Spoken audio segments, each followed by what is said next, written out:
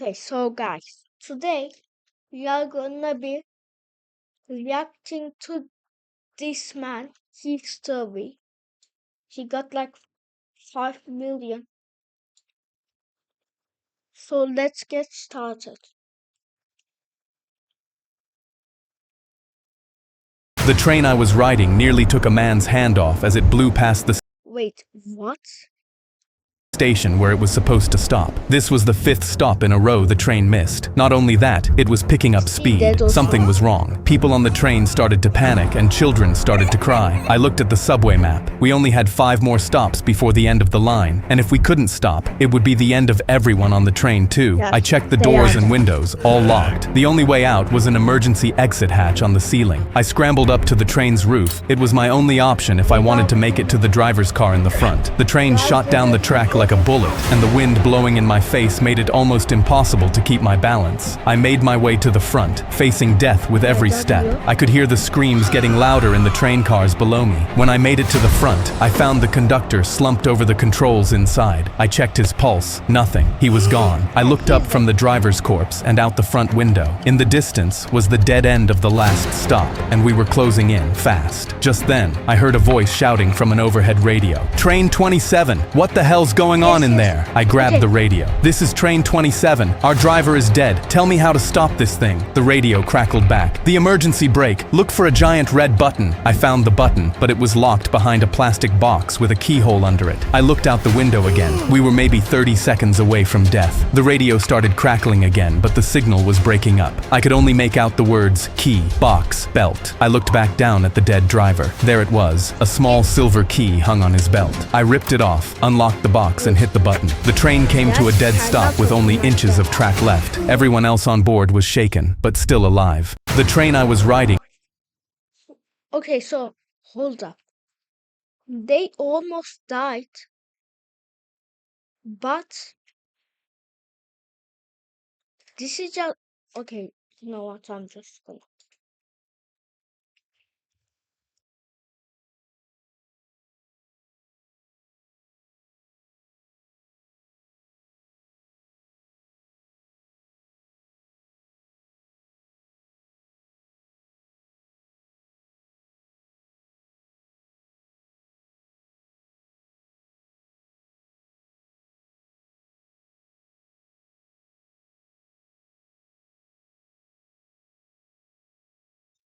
Okay, so we got our next shot. Our class was completely out of control when our teacher, Mrs. Butte, looked at her phone, let out a huge scream, and dropped to the floor. She was my favorite teacher, so I ran to her first. "Are you okay?" The school nurse rushed in and carried her out while we sat there in shock. And a few minutes later, the principal came back with tears running down his face. "Mrs. Butte has passed away. It was a heart attack." Kids started crying. "And we have a visitor." A random man stormed in with a clenched fist. "How dare you kill my wife?" The whole class froze. We were being accused of killing our teacher, and we had no idea why. "How could we have killed our teacher?" I shouted. The man blocked the door, jabbing a finger at my chest. "You kids stressed her out, always stressing her out. Nobody's leaving until I get justice for my wife." Then the door flew open and cops rushed in. "Arrest those children!" As kids screamed, the principal wiped his eyes. She did tell me this was her worst class. She just started blood pressure medication from the stress. My body trembled. Had we actually done this? "That's enough. We're taking you all to the station," an officer said, reaching for his cuffs. The husband threw his hands up. "Finally, justice." But something felt wrong. She'd been fine until she looked at that phone. So I whispered to my friend, "Wait, I have an idea." While the adults argued over who was guilty, I slipped to Mrs. Butte's desk and grabbed her phone. It was still unlocked, and when I saw the screen, I immediately screamed the same way she did, and the whole room went silent and turned to me. With shaking hands, I turned the phone around. I know how she died. This was the last thing she saw before she had a heart attack. I hit play. It was her doorbell security camera, and in the video, it showed her husband kissing another woman. He said, "I should have married you, her hot sister, but she'll never know." He was cheating on Mrs. Butte with her sister. The whole room turned to him. He backed against the wall. You don't understand. It was because of the kids, not me." But he clutched his chest and dropped to the floor just like she had. He blamed us for her death, but even his own heart called him a liar. Our class was completely out of control. Okay, this just messed up in so many ways.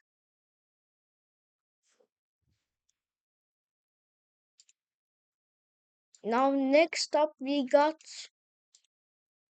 Kevin Hadan idea. When my history teacher accidentally taught us about cavemen, Kevin, the dumbest kid in class, immediately shot up. Is it true that cavemen invented fire? The teacher nodded. We should all appreciate it. Kevin cackled and rubbed his hands together like an evil fly, and none of us were prepared for what he had up his sleeve. The next afternoon, we were back in the same seats when dark smoke filled the hallways. The intercom crackled. Fire in the building. All students evacuate immediately. This is not a drill. The fire alarm screamed, and Kevin smiled at the ceiling and rubbed his hands together. As we walked out, I turned to him. Bro, did you cause this? He nodded like I was the dumbest kid in the school. Duh, you heard teach. Fire's the most important thing that ever happened. I'm showing her I appreciate it, and then she'll finally let me pass her class. A girl up front shrieked, "You could have killed all of us." But before Kevin could respond, sprinklers went off over our heads, and I just hoped the principal would expel him so Kevin could never hurt us again. But when we made it to the front lawn, and I explained to the principal what Kevin did, he walked past Kevin and stormed right over to the teacher. How could you be so reckless? You stood in front of a boy who was stupid enough to eat glue for lunch and told him to appreciate fire. He straightened his tie. We're not pressing charges, Kevin cheered. Does that mean I passed the class? The principal sighed. Yes, Kevin. Yes, it does. When my history teacher Okay, she's just done. I don't even know what to say. Next up, we got I couldn't lie. Okay. I was defending a robbery case in court when I stood up and said, "Your Honor, my client is definitely guilty." The courtroom erupted in laughter. Someone yelled, "What is this lawyer saying?" And my client's head snapped towards me. I was sweating buckets because there was only one explanation. That morning, my stupid son had blown out his birthday candles and wished for just one thing. My dad can't lie for the whole day. And now, because of that stupid wish, I was going to lose this case and end up jobless unless I somehow saved my reputation. The judge leaned forward. "Counselor, would you like to rephrase that?" I opened my mouth to fix it, but what came out was, "No, Your Honor, he did all of it." My client yanked my sleeve and whispered, "Fix this, or else." My jaw clenched harder and harder every second. But then I got a brilliant idea. I call my own client to the stand. He walked up smiling because we'd planned to feed him easy questions. So I looked him in the eye and asked the first question, "Where were you that night?" He leaned into the mic all relaxed. "At home, sleeping, like I told the cops." But my mouth suddenly interrupted. "No, you weren't. You told me you were at the jewelry store where the robbery took place." The courtroom laughed again, and he gripped the stand. "Whose side are you on?" "Yours." That's the sad part. I clamped both hands over my mouth, and tears fell through my eyes. I leaned in for my last question. "You cracked that vault in 4 minutes all by yourself, right?" That's when my client shocked everyone and shot up so fast his chair flipped. 4? No, that's wrong. 3 minutes. I cracked the vault in 3 minutes. Put some respect on my name. The whole courtroom froze, and even the judge's mouth fell open. My client slapped a hand over his own mouth. That's when it hit me. My son's wish had somehow rubbed off on him. The officers grabbed him, and as they dragged him out, he yelled, "It was a Class 4 vault. Put that in the record." The doors slammed, and the judge slowly took off his glasses and looked right at me. In 30 years, I've never known anyone pull the truth out of a man like that. "You're the best lawyer I've ever seen." The gallery broke into applause, and the prosecutor slid me his card. "Call me if you need a job." I stood there grinning, because my son's wish had both destroyed and saved my reputation. I was defending a robbery. I have no words, by the way. What was that? She couldn't lie, and that saved its reputation. What?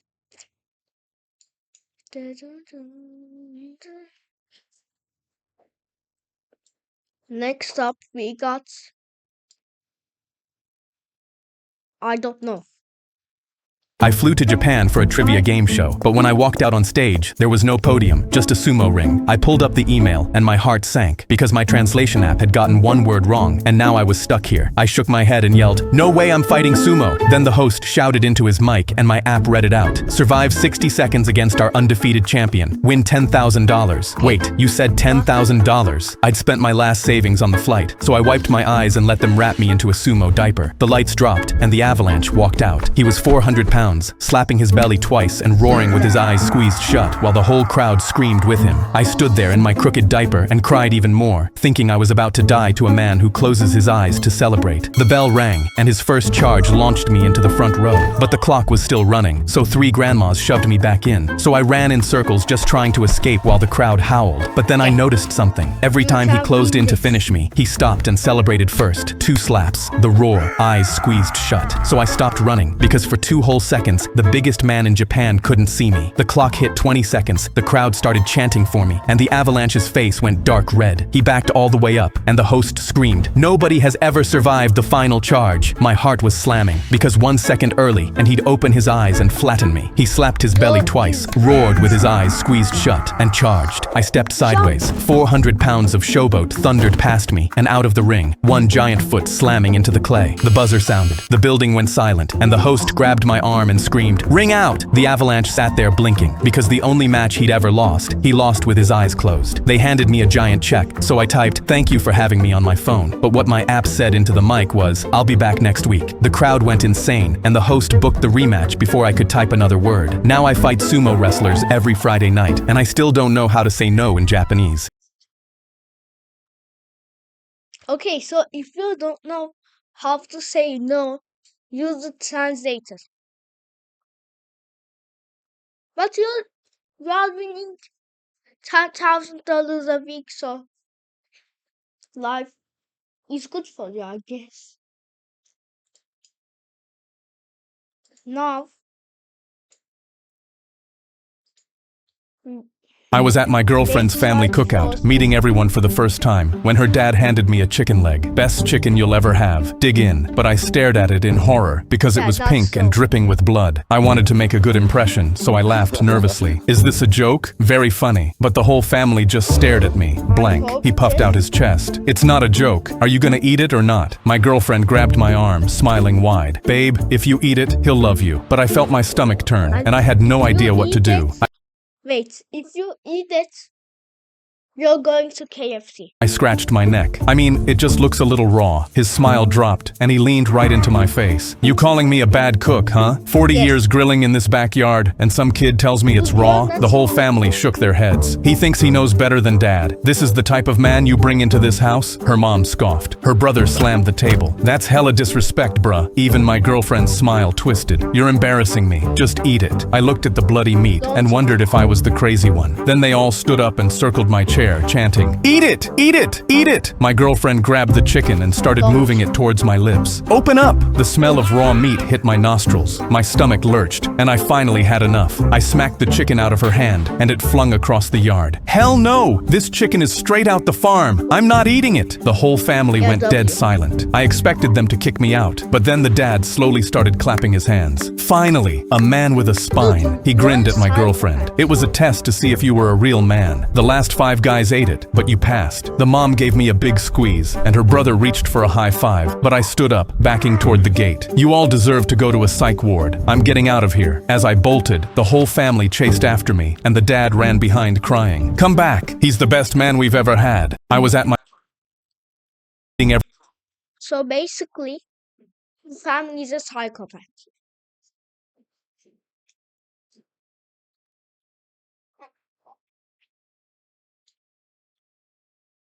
She needed help. I'd been driving Uber for 6 hours and was ready to call it a night when a girl threw herself into my back seat. "Please help. My friend is having a seizure and needs a ride to the hospital." She had tears streaming down her face, and her hands were shaking as she pointed me toward a side street. "She's just a few blocks that way. I'll explain everything on the way." She looked really scared, so I quickly started driving the direction she had pointed. The girl started wiping her tears with her sleeve. "My roommate has epilepsy, but she hasn't had an episode in years, so I didn't know what to do." Wait, what's epilepsy?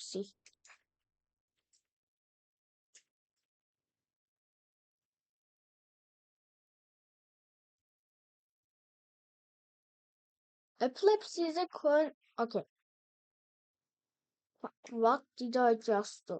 I'd been driving Uber for 6 hours and was ready to call it a night when a girl threw herself into my back seat. "Please help. My friend is having a seizure and needs a ride to the hospital." She had tears streaming down her face, and her hands were shaking as she pointed me toward a side street. "She's just a few blocks that way. I'll explain everything on the way." She looked really scared, so I quickly started driving the direction she had pointed. The girl started wiping her tears with her sleeve. "My roommate has epilepsy, but she hasn't had an episode in years, so I didn't know what to do, and I couldn't get her in my car alone. I asked if we should call an ambulance, and she shook her head hard. "It's faster this way, and she doesn't didn't have insurance. She kept glancing at her phone, telling me turn after turn to take until I was in a part of the city I didn't usually drive through this late. My stomach tightened with every unfamiliar street sign, and my hands gripped the wheel harder than they needed to. Just 2 more blocks. I noticed her hands had stopped shaking, but I told myself it was just her calming down now that help was close. She had me pull into an alley behind a row of closed shops. She's just past the dumpsters. She didn't want anyone to see her like this. I killed the engine and started to get out to help carry her roommate, and that's when I saw that the girl in my rearview mirror wasn't crying anymore. She was smiling. 2 guys stepped out from behind the dumpsters and tore my door open before I could react. Nice guys like you make this so easy. They took my wallet,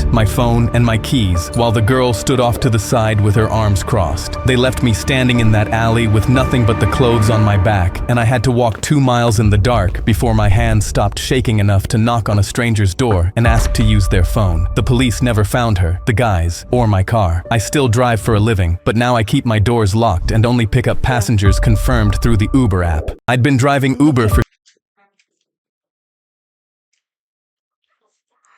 The ending was like this part. this. I killed the engine and started to get out to help carry her roommate. They left me standing in that alley step. Yeah. You gotta lock your door always. Next up, we got I stunk him. How do you stunk a person? I don't know.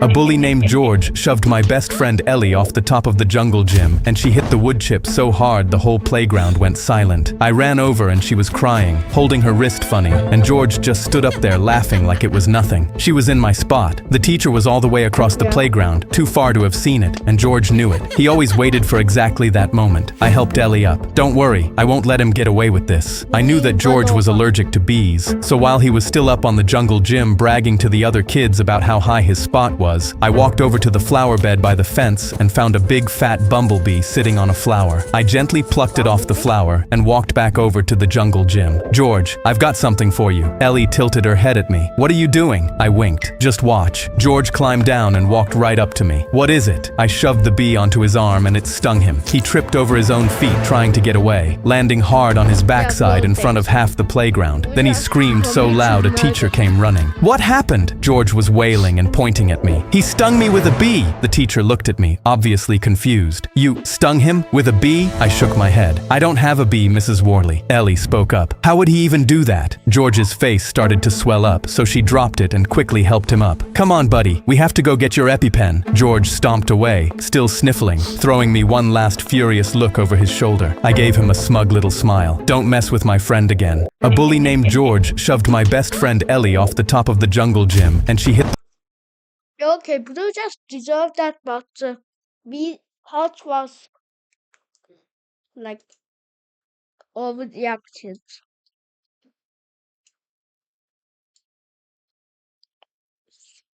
We never wanted children. Okay. I clinked glasses with my wife and toasted to never having kids. She smiled. This is why I love you. You're okay with never having filthy gremlins running around. But then my phone rang, and when I picked it up, an officer said, "We're so sorry. Please come to Orchard Fostering Agency right now." My blood ran cold as I told my wife I needed to go. I walked into the agency with my legs shaking and saw my 8-year-old niece, Lucy, hugging her teddy. Her eyes were red. I knelt down. "What's wrong, sweetheart?" "Daddy's dead," she replied without looking at me. I felt my legs buckle because my little brother was dead. But before I could even think, a woman tapped my shoulder. Lucy wouldn't talk to any of us. She asked for her Uncle Dan specifically. If you can't take her tonight, she'll have to go into the foster system. I said I'll take her in before my brain could think. Okay, we climbed into my car and my hands shook on the wheel. I told my wife I'd never have kids, but when I looked at Lucy sobbing into her bear, I knew I couldn't abandon her. We pulled in and I walked inside with a lump in my throat. My wife saw Lucy and immediately sneered, "What's she doing here?" Lucy jumped, but I told her to stay down and asked my wife to please talk upstairs. She slammed her fork and followed me while Lucy sat on the couch. She slammed the door while tapping her foot, and I explained everything. My brother's death, Lucy asking for me, her being thrown into foster care unless we took her. But my wife didn't even hug me. She clenched her jaw, and her first words were immediately, "We promised we'd have no kids." She stormed out and stomped downstairs before I could react. I followed her, but she was already in Lucy's face. "We're not raising you. I'm sorry about your dad, but you're not staying. Now go pack your bags while I call call the foster agency. My face dropped in horror because she'd already grabbed her phone, and Lucy actually stood up. She grabbed her bear and walked towards the door like she was going to leave, and that's when I called out, "No, Lucy's staying." My wife put her phone down and turned to me. "No, she should stop being selfish and putting this mess on us. It's not our fault she got unlucky with her dad." Lucy said quietly, "It's okay, I'll just leave." But I shook my head and got in my wife's face. "That's my brother you're talking about, and Lucy's staying." I stomped my foot, and my wife stepped back. "Okay, then choose, me or that stupid girl." I looked at Lucy, then at my wife. "Easiest decision I've ever made. You just showed me your true colors. Get out of my house." Her jaw dropped, and she threw a wine glass at me before storming out and slamming my door. Lucy was still crying as I dropped down and hugged her. "Uncle Dan's got you, sweetheart. You're staying. We're gonna help each other get through this." We sobbed into each other's arms. I never saw my wife again, but 10 years later, I sat at Lucy's graduation, holding her bear and watching her get her diploma as she smiled at me. She's still my niece, but she's also my daughter too. I clinked glasses with Okay, so the wife literally just is like out because she didn't even like say sorry.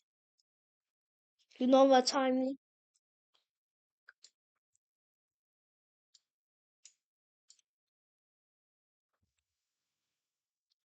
Okay, next up we got physics risked everything for years. I was setting up camp alone in a forest when I heard explosions nearby and smoke hit my nostrils. I followed the noise and found a teenager laughing, lighting fireworks into the trees, filming himself on a tripod, live on TikTok. This is going to go so viral, but the forest was bone dry, and one spark could burn the whole thing down. "Stop! You're gonna start a fire! Relax, bruh. I know what I'm doing." Then he lit another, and the firework arced up, landed in a bush, and flames tore through the leaves. My balls dropped because we had minutes before this forest went up in flames. I stomped at the flames, screaming for the kid to help, but he swung his camera toward the fire, grinning. "Yo, this is even better content. I need more fire." The fire climbed a tree behind me, and families came sprinting past, coughing and screaming, dragging their kids from the smoke. I looked back and saw my own tent swallowed in flames, everything I owned gone. I yelled, "Is going viral worth this?" I grabbed his arm to pull him out, but he yanked away. "You don't get it. I have to do this." And he stepped toward the fire for a better shot. The smoke was so thick my eyes burned and every breath became shorter. If I didn't run now, the flames would swallow me too. So I turned to run, but a burning tree cracked and crashed down behind me, and through the flames I saw the kid's arm shoot up, a hospital wristband on his wrist, as he screamed for help. My body screamed at me to run, but my feet wouldn't move. I couldn't let him die, so I turned back and ran into the flames. I grabbed his arm as he cried, a hospital band melting against my palm. I picked him up as I ran away from the fire and I yelled, "Why would you do this?" He lifted his shaking wrist, tears streaming. "My little sister has cancer. They told us if we don't get money for her treatment soon, she'll die." He looked down. "I just don't want her to die. I'm sorry." My throat closed, but before I could respond, Is this a firefighters and W police or charged in. "You've got the little arsonist who did this for views. Criminal. We saw his live," an officer yelled, but the kid just lowered his head as they slapped cuffs on him. Everyone will call him a monster, but I knew the truth. I was setting up This is kind of a W, I guess, but I don't even know what's right.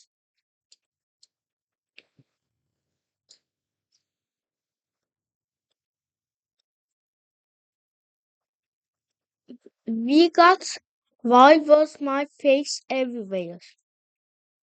Okay, Me and my family were walking through Times Square when suddenly every billboard had my face plastered across it. I froze in the middle of the sidewalk, staring at my headshot on the billboard next to my weather app invention. The honest app that tells you the weather in a rude way. "It's raining, idiot." My family started laughing so hard they were bent over and clutching their stomachs. "I can't believe it. Everyone found out about your stupid app and now you're getting publicly clowned." People stopped around me, pointing up, phones out, laughing, and none of us had a clue why my face was really up there. I was so humiliated that I almost went back to New Jersey, but then I saw a giant screen going through the app. The screen showed the app saying, "You would know that it's sunny if you just opened your curtains for once." My dad grabbed a police officer on the sidewalk and pointed, "Look, that doofus on the screen is my son. We always told him to stick to college, but he wanted to be a public laughingstock instead." My face went hot, and I wanted to grab my dad's arm, because if he was telling the cops, I knew I'd always be remembered for this, no matter what. But the police officer put his icing-covered fingers into a fist and noogie boogied my head. It's okay, son. Some of us just weren't meant to make it in life. I turned around to walk into the crowd, ready to disappear and never come back. But when I did, the crowd started circling around me and grabbing me. A girl shoved her phone in my face. Oh my gosh, it's actually him. It's the guy who made the weather app. The giant screen above us flipped to a headline. #1 app in the country. They were never making fun of me. My app was going viral. The man beside me was laughing, and he showed me the app. Dude, your app called me an idiot this morning, and it's the realest thing anyone said to me in years. My dad awkwardly scratched his head. We always knew you could make it, son. I put my hand on his shoulder. Careful, Dad. Honesty's kind of my thing now. Me and my family were walking.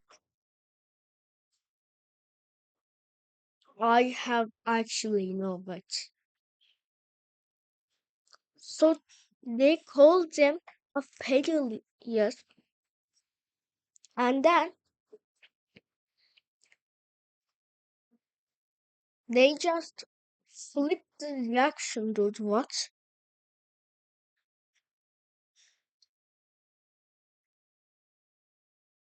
Okay, next up we got my son sued me.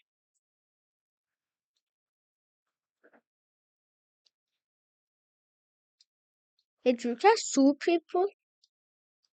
Like I woke up small at 4 protest? a.m. to screaming from my son's room, but when I walked inside, I instantly started coughing. My 15-year-old Jacob was smoking cigarettes and loudly gaming with his buddies. I didn't even know he smoked, so I crossed the room with my breath held and that's unplugged his illegal. PlayStation. I'm You're going to like, bed. "Son." We'll talk about the smoking tomorrow. But he turned to me with these manic eyes and screamed, "Give me back my PlayStation." He put his cigarette out on my arm, and I immediately backed up as it burned. Okay, we're seriously having a talk. I walked out of his room and locked him in for the night while he screamed, "You'll regret this." Next morning, I was waiting downstairs to talk, but Jacob stormed down with a stack of papers and dropped them on the table. "I'm suing you. I want emancipation and $5,000 in legal damages." My stomach Wait, isn't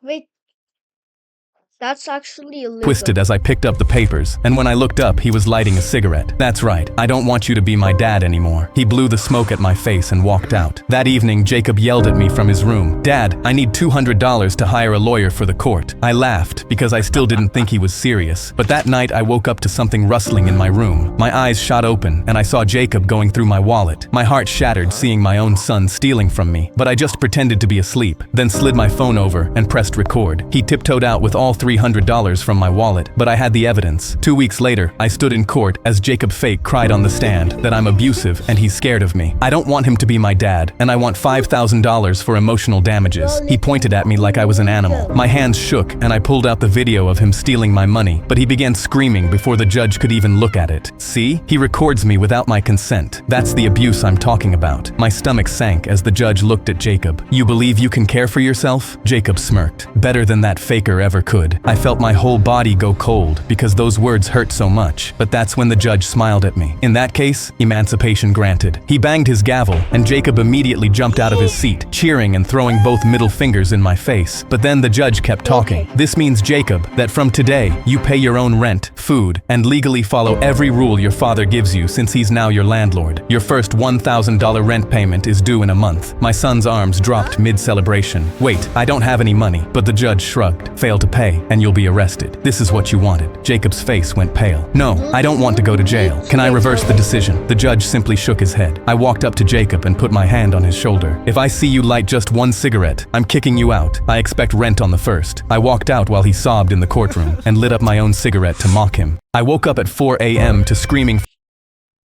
wait, he's also smoking, so but this is like legal, I think. Wait, let me look. Even the adoption center doesn't want it. Okay. I was born with 6 fingers. A kid in class grabbed my sixth finger and held it up for everyone to see. "Everyone look at six-finger Johnny over here." I instantly ran out in tears while everyone laughed. My hands had 6 fingers, and I felt like a monster because of something I was born with. I walked home with gloves even though it was 100 degrees outside. But when Dad saw me, he just smiled. "I'm gonna show you your hands are normal, son." I didn't say anything, and that night I ate dinner without looking at my plate, just so I wouldn't have to look at my hands. But the next morning, Dad walked into my room with paint all over his clothes. He'd painted a portrait of me as a goalkeeper with my 6 fingers. My lip quivered, because a goalkeeper was my dream career. I never thought it was possible because of my deformed hands, but this gave me hope. I told him I loved it, and he replied, "I got it commissioned. We're hanging it up at the art gallery so you can see your hands make you special." I looked down at my 6 fingers, and for the first time wasn't ashamed of them. But then we hung it up, and an art commissioner immediately walked over. "This is beautiful." But then he pointed at the hands. "But it's also anatomically incorrect. What normal kid has 6 fingers?" I felt my stomach drop in shame, and Dad instantly shook his head. "My son does. I painted my son so he'd understand his hands are normal." He pointed at my 6 fingers, and when the commissioner saw me, he gripped his head. "Oh my God, I'm so sorry." He looked at my hands again, then knelt down and took a deep breath. "I'm sorry, kid, but you really do have some weird-looking hands. I can't display this." He tucked Dad's drawing under his arm and walked away quickly as he could. My dad was too shocked to speak, and I just looked at my 6 fingers and cried. A kid in class grabbed Do that. Let's give the painting back. Wait, I think he wants it. Or he lied. Yeah, he lied. Okay.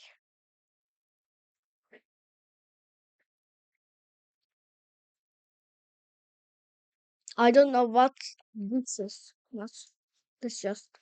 My pregnant client fell and started giving birth in the courtroom, and the prosecutor yelled she was manipulating the jury. She ran up behind me while I was closing my law office for the night and tapped my shoulder. "I'm 8.5 months pregnant and my trial is tomorrow. They said they'll take my baby away. Please do something." She said she was homeless and had robbed baby formula and diapers at gunpoint. I told her, "I'll represent you." Next morning we walked into the courthouse, and the prosecutor saw Nadia struggling to walk and immediately smiled like he'd already won. First, he showed the jury the security footage of Nadia holding the store clerk at gunpoint, asking them, "Is this the kind of woman who deserves to raise a child?" He called Nadia a criminal, a thief, and said her baby was just a convenient excuse to commit the crime. I tried showing the jury that Nadia only took things for her baby, but the prosecutor laughed. "A crime is a crime." To my horror, I saw jurors actually nodding at him, and the whole time, Nadia kept clutching her belly and wincing in pain. She whispered, "I'm gonna lose you," into her belly over and over. When the jury went to decide, they came back in 20 minutes. Nadia was now doubled over next to me, and just as the judge went to bang his gavel and declare her guilty, Nadia screamed and fell backwards. "I'm giving birth!" The prosecutor yelled. "She's faking! She's trying to manipulate the jury!" But Nadia's water was already over the floor. The judge screamed, "Get an ambulance!" And paramedics burst in and loaded Nadia onto a stretcher. She grabbed my jacket and said, "You're the only one kind to me. Please don't leave." So I climbed in with her. But when we pulled up to the hospital, I saw the prosecutor pull up too, as he jumped out of his car and ran in front of us to block the entrance. The judge is about to call me and tell me Nadia is a felon. She needs to be handcuffed while she gives birth. He picked up his phone and started calling. Nadia cried, and I tried to grab his phone, but then the judge started ringing him. My heart sank, and the prosecutor answered on speaker, smiling like he'd won. But then the judge told him, the jury just changed their verdict. Seeing a homeless woman give birth over diapers made them reconsider. Nadia's ruled not guilty. The prosecutor's face fell, and that evening, I held Nadia's hand while she delivered a healthy baby girl as a free woman. Then I told her, "You're no longer homeless," and when she asked why, I held up the footage of the prosecutor blocking the door. That's one hell of a lawsuit. My pregnant client fell and started giving.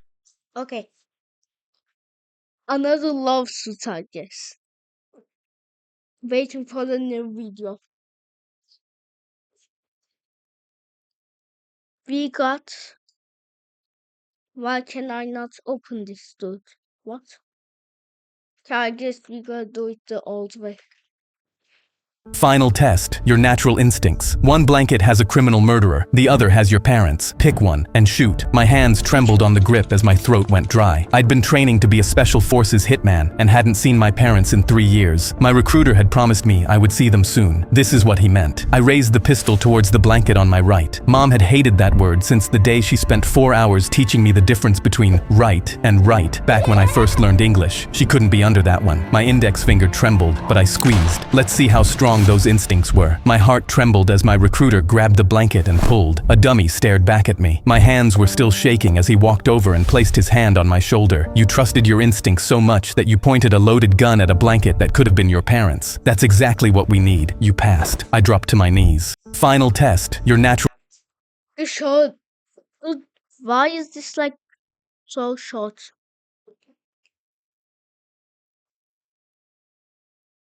Both of them are dumb. Would be actually dummy since I don't think a person can perfectly stand still. Okay, that's actually like a valid point.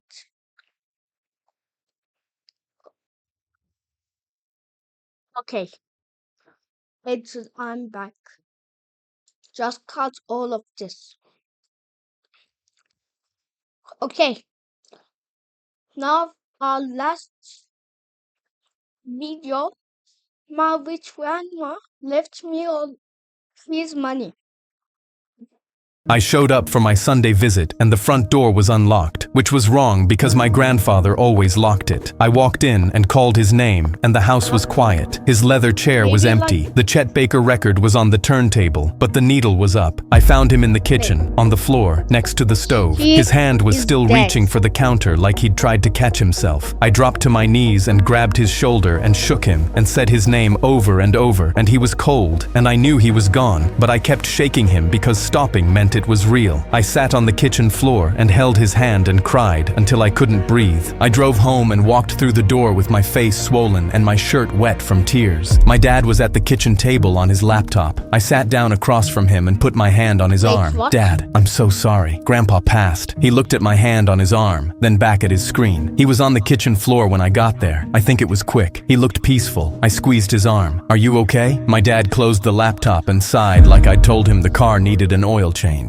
Did you lock the house when you left? Did I lock the dad? He's on the floor. I'm asking because there are valuables in that house and the door needs to be secured. He picked up his phone and walked to the other He's room, dead. and I heard him say, Diane, it's me. Dad finally passed. I need you to get over to the house before Wait, what do you mean finally? anyone else does. Bring boxes. He said, finally, like he'd been waiting for this phone call his entire life. I sat at the kitchen table with my dead grandfather's hand still cold on my skin and listened to my father coordinate a robbery, and I walked to my room and closed the door and pressed my back against it and slid to the floor. I drove to St. Jude's that afternoon because there was a 7-year-old girl on the 4th floor who deserved to hear it from someone who was actually sad. Ada was 7 and bald from chemo, and she was sitting cross-legged on her hospital bed taping a new drawing to the wall when I walked in. Same drawing she always made, a room with a big window and sunlight pouring through it. Her room had no window, just a curtain and a fluorescent light, and every drawing she taped to that wall was a room with a window she'd never had. She grinned when she saw me. Is he coming today? I braced myself on the doorframe. Ada, he died. Her grin collapsed into something I never want to see on a child's face again, and the drawing slipped out of her hands and floated to the blanket. She pulled her knees to her chest and pressed her face into them and shook, and I sat on the edge of her bed and wrapped my arm around her shoulders and held her while she fell apart. He promised me a window, she said into her knees. I know he did. Is it still going to happen? Yeah, Ada. I'm going to make sure it does. You promise? I promise. She held up her Okay. pinky, and I hooked mine around it. Her hand was steady, and mine was shaking. He gave me his coat once, she said, wiping her face. I was cold, and he took his coat off and wrapped it around me and said he didn't need it. I pressed the heels of my hands into my eyes because I was about to lose it in front of a 7-year-old, and she had enough to deal with. A nurse caught me in the hallway. Are you his grandson? The one who came on Sundays? Yeah. You're the first family member I've seen in months. His daughter came once and spent the whole visit photographing the furniture. She paused. He talked about you constantly. Said you were the only honest person in your family. She looked back Wait. toward Ada's room. He was saving for the pediatric wing. 30 years. He told me last month he was running out of time. I gripped the strap of my backpack so hard my hand ached. Those kids loved him, she said. More than some of them love their own parents. She hesitated. Can I tell you something? He stopped eating properly months ago. He was losing weight. We tried to get him to talk to someone about it. That's not right. He always had food when I came over. She looked at me with pity I didn't understand yet. He stocked the fridge before your visits and emptied it after. He turned the heat up on Sundays and back down when you left. He didn't want you to worry. I looked at the nurse. You said he saved for 30 years, for the wing, but his house is freezing and his fridge is empty. Where did the money go? She shook her head. I don't know. He told me last month he wasn't sure there'd be enough anymore. I walked out to my car and slammed the door and pressed my forehead against the steering wheel. I screamed into the steering wheel until my throat burned because I should have looked. The funeral was 3 days later, and something was wrong before the first hymn finished. My Aunt Diane whispered to a man I didn't recognize during the processional, and the word appraisal floated back to me over the music. At the reception, I passed my uncle in the hallway and heard him say, "The house alone is worth $500,000," into his phone. My dad was in the corner shaking hands like he was hosting a networking event, and when I walked past the coat room, I saw Diane showing someone photos of my grandfather's furniture on her phone and saying, "I've already called a dealer." I looked around the room at every person talking about money at a funeral, and my hands curled into fists down by my sides. My cousin Garrett was in the second row scrolling his phone during the eulogy, and something snapped in me. I walked down my row and across the aisle and ripped the phone out of his hand. "What the hell are you doing?" He grabbed for it. I held it above my head. "He's in a box, Garrett. Your grandfather is in a box 6 feet in front of you, and you're checking Instagram." Garrett lunged for the phone, and I stepped back, and my aunt grabbed my arm and hissed, "Sit down." And my dad appeared beside me with a smile pasted on his face and his fingers digging into my elbow. He steered me back to my row. "Not here." "Then where? When do we get to be honest about how little any of you cared?" He squeezed harder. "Not here." At the reception, I turned a corner and caught him on his phone saying, "Have you looked into the accounts yet?" I stepped in front of him. "Who was that?" He pocketed the phone so fast he fumbled it. "Work. It's Grandpa's funeral. I know what day it is." "Do you? Because you're already counting his money and he's not even in the ground." His jaw tightened and he walked past me, and I stood there in the hallway with my fists clenched at my sides and my jaw aching because I was surrounded by family and completely alone. The will reading was 3 days after that, and every seat was filled. People I hadn't seen at the house in years were sitting in pressed suits with expectant faces. Diane had a notepad. The lawyer read the document, and my name came out 3 times and nobody else's. Every face turned toward me like a school of fish, and the hunger in their eyes made my skin crawl. Then the lawyer read the final clause, and my hands gripped the armrest so hard the leather creased. "It is my express wish that the entirety of this estate be used to fund the construction of the pediatric wing at St. Jude's Children's Hospital, to be overseen by my grandson." I bit down on the inside of my cheek because if I made a sound, I was going to fall apart in a room full of people who didn't deserve to see it. Aunt Diane's mouth fell open. Garrett shoved off the wall. My dad's hand landed on my shoulder, hard, holding me in place. In the parking lot, Diane got in my face first. He wasn't in his right mind. I knocked her hand off my arm. He beat me at chess every Sunday. My dad tried the reasonable voice. "We'll sort this out as a family. This is sorted." He sorted it. "It goes to the hospital." Garrett stepped up. "That money belongs to all of us, not some hospital." I turned to him. "You want to look a 7-year-old girl with cancer in the face and tell her she can't have a window because you need the money? You want to do that, Garrett? Because I'll drive you there." He didn't answer. I walked to my car, and my hands fumbled the keys, and I dropped them twice before I could start the engine. I drove to my grandfather's house. The key was under the rock. The door stuck, and when I stepped inside, the house was freezing. I could see my breath in the hallway. I checked the thermostat all the way down. I opened the fridge and found milk, bread, and a jar of peanut butter, and I slammed the door so hard the bottles rattled because this was what his fridge actually looked like when I wasn't coming over. I walked back to the thermostat and turned it all the way up and stood there listening to the furnace kick on for the first time in God knows how long. And the anger hit me so hard my vision blurred because he'd starved in this house and frozen in this house and performed for me every Sunday so I wouldn't see what his own son was doing to him. The Chet Baker record was still on the turntable from my last visit. I put the needle down and the trumpet filled the cold room, and I stood there with Chet Baker playing for no one in a house that should have been warm, and I made a promise to the empty kitchen that whoever did this was going to answer for it. Not to a lawyer, not to a judge, but to me. I went to the study and sat in his leather chair, the one with the cracked armrest, and something crinkled under the cushion. A note in his handwriting. "Check the floorboard in my study. Don't let them find it first." My heart slammed. He knew they'd come for it, and he'd hidden something for me. I pried up the floorboard with a butter knife and found a wooden box with scratches around the lock. I opened it and it was empty. Someone got here first. I hurled the box across the room and it hit the wall and cracked in half. My dad showed up at the kitchen table with his reasonable voice and his folded hands. "Your grandfather was confused. He wouldn't have wanted his life savings going to a building. That's vanity, not charity. I hit the table so hard the salt shaker jumped. He saved for 30 years to build sick kids a hospital wing, and you're calling that vanity. Mom tried the soft approach. You don't want to tear this family apart over a hospital wing, do you? Ada is 7, Mom. She's never seen the sky from her hospital bed. Grandpa promised her a window. You want me to go back there and tell her the window's not coming because my family wants the money? They stared at me. I shoved my chair back and grabbed my keys. Ada is waiting for that window, and I'm not letting you take it from her. I walked out. I drove to the house and found a moving truck in the driveway. Aunt Diane was directing movers to carry the dining table out the front door. I blocked the truck with my car, got out, and walked straight to the back of the moving truck. The leather chair was inside, already loaded. I climbed into the truck and dragged it back out myself,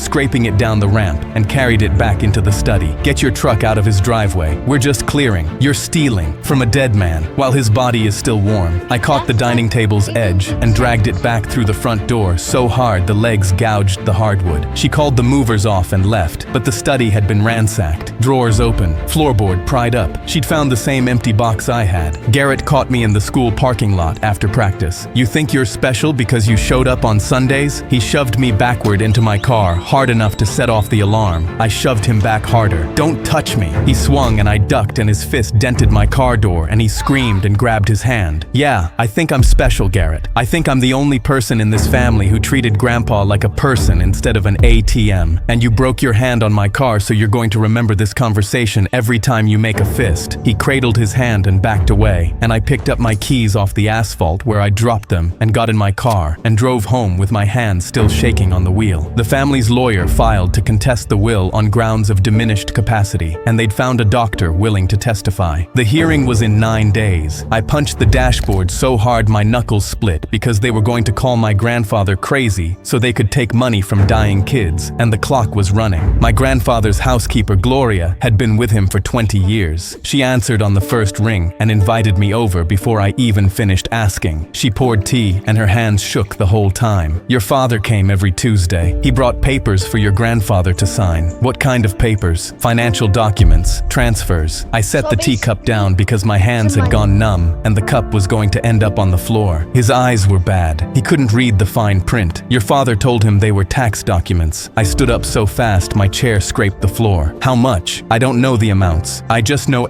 Wait, she lied to him. You lied to your own son, but Doug did this so.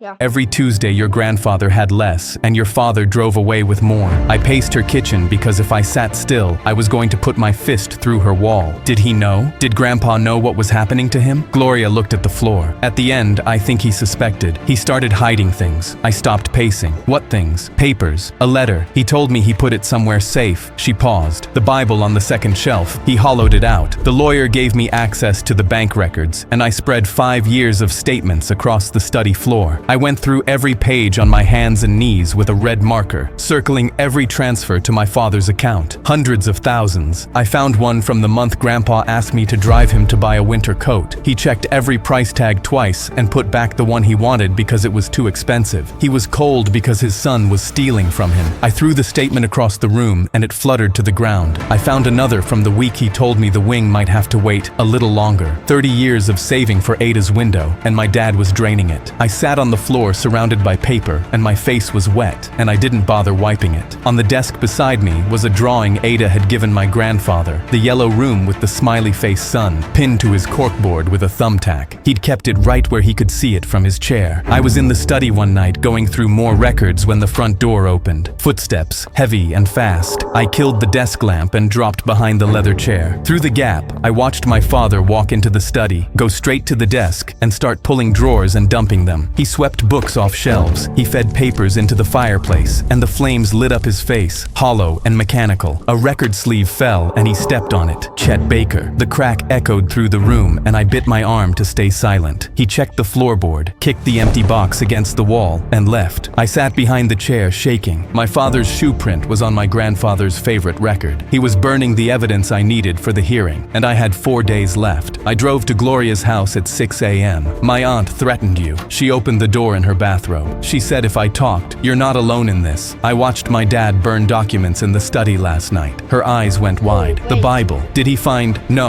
it's still there. Go, now, before he goes back." I looked at her. "Will you testify at the hearing?" A long pause. "I'm scared. I know, but if you don't, they win. The wing dies. Ada gets nothing." Another pause. "Find the letter first, then ask me again." I drove to the house and ripped the Bible off the second shelf and cracked it open. Hollow pages, sealed envelope, folder of documents. I sat in the leather chair and tore open the envelope. 3 pages, shaky handwriting. My father's name came first, with every forged signature and power of attorney abuse and transfer documented down to the dollar. I read each line and my grip tightened until the paper creased. Diane's name came next, with the jewelry and silverware and furniture she'd sold while Grandpa was in the ICU. My eyes burned. Garrett's name last, with the car and the forged title. By the third name, my face was soaked. The last paragraph. "Build it for Ada and the kids on the 4th floor. Build it because they deserve windows. I'm leaving everything to you because you're the only one who came on Sundays because you wanted to, not because you wanted something." The hearing was tomorrow. I walked into the hospital development office and put the will on the desk. My grandfather wanted every dollar to go to the pediatric wing. The family is contesting the will and the hearing is tomorrow. If I don't sign these papers today, a judge freezes the accounts in the morning and the wing never gets built. The director read the clause twice. He talked about this wing for 20 years. We thought it would never happen. She slid the paperwork across and my pen shook so badly she steadied my hand. I signed every line. On the way out, I stopped at the 4th floor and pressed my palm flat against Ada's window. She was asleep inside, drawings taped around her like wallpaper. "Soon," I whispered. Then I called a family dinner. The hearing was in the morning. If this was going to happen, it had to happen tonight. I told them I was ready to discuss the estate, and every one of them came. Diane brought wine. Garrett helped set the table with his hand still wrapped from punching my car. My dad clapped me on the back. "I knew you'd come around." I'd set the table. Diane's seat. A jewelry appraisal for the emerald ring she stole from the ICU. Garrett's seat. The title transfer for the car he forged and sold. Dad's seat. 5 years of bank statements. Every theft circled in red. At the head of the table, Grandpa's empty chair. His letter. Diane looked down and the color left her face. Garrett picked up the title transfer and his jaw dropped. Dad unfolded the first statement and his hands went still. I stood up. "You want to talk about the estate? Let's start with what you already took." My voice filled the room. "Aunt Diane, Grandma's emerald ring, stolen from the jewelry box while Grandpa was in the ICU, sold for $1,800, worth $12,000. Diane's glass shook. "I didn't. The appraisal is right there." I turned to Garrett. "The car. You forged his signature on the title and sold it." Garrett shoved back from the table and his chair cracked against the wall. "You don't know what you're talking about. I called the buyer, Garrett. He told me a kid showed up with the keys and paid cash." He lunged across the table. His hand caught my collar and he dragged me forward and my ribs hit the edge and plates went flying and wine splashed across the evidence. I grabbed his wrist and twisted and we crashed into the china cabinet and the glass doors exploded. He pinned me against the wall with his forearm on my chest and I drove my knee into his thigh and shoved him off and he went down over a chair. I grabbed a dining chair and held it between us. "Sit down." The chair legs rattled because every muscle in my body was pulled tight. He sat on the floor. I turned to my dad. "Every Tuesday, 5 years, you sat across from a man who couldn't see and you put papers in front of him and told him they were tax forms." My voice cracked. "He couldn't afford a coat, Dad. I drove him to the store and he checked every price tag twice because he thought he was broke. And the whole time it was you." I slammed both hands on the table. "He saved for 30 years to build dying children a hospital wing and you stole it from them." Dad stood up. He wasn't in his right mind. He was confused and he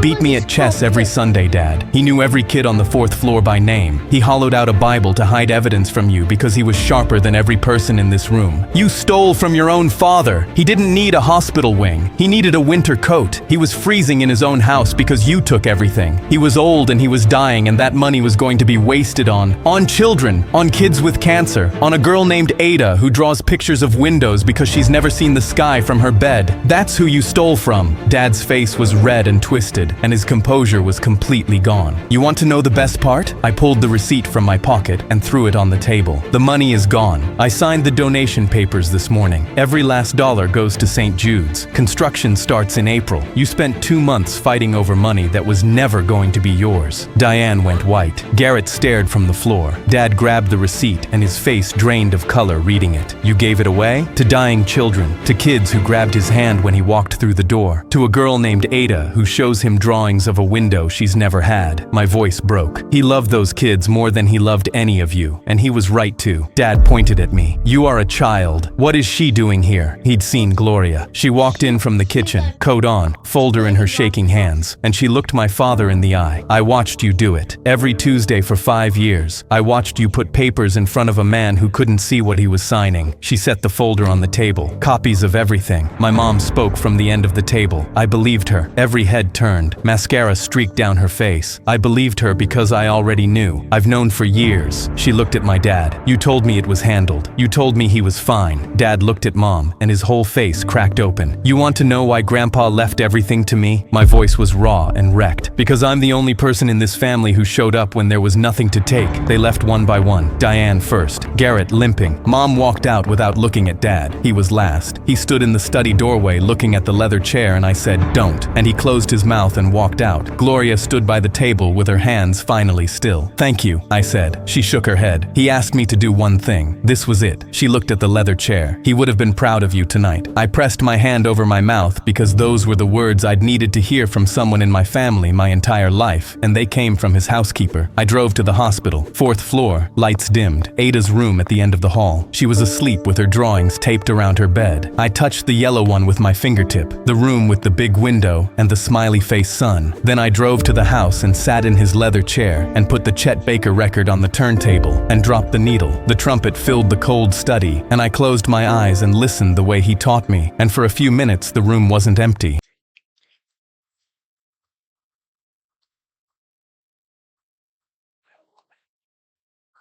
Wait, that was actually so sad.